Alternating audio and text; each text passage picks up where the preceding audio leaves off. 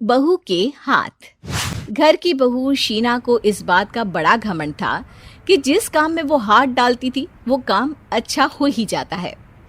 शीना की हर बात में हाथ का इस्तेमाल जरूर होता था।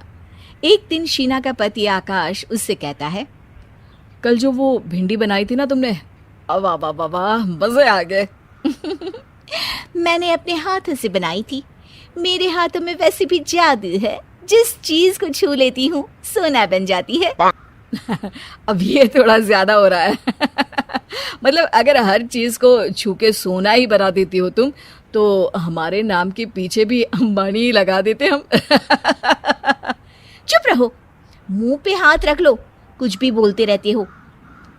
शीना की सास बगिया से पूजा के लिए फूल चुन रही थी।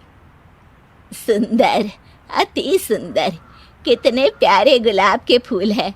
भगवान जी खुश हो जाएंगे। मैंने अपने हाथों से जो पौधा लगाया था, मेरे हाथों की कोई भी चीज़ बेकार नहीं जाती।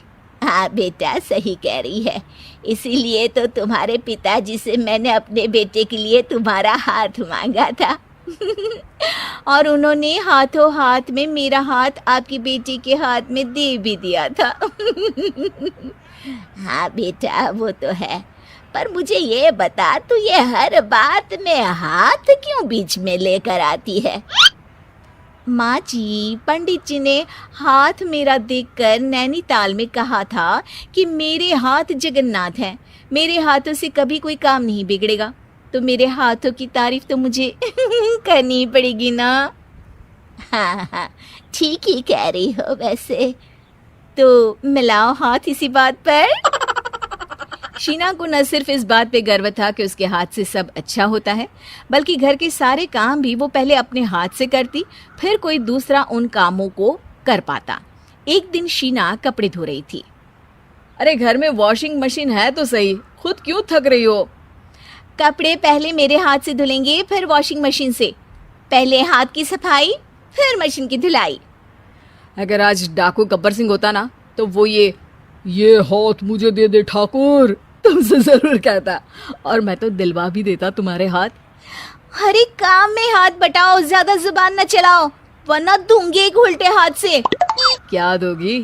कपड़े दूंगी, लो निचोड़ो।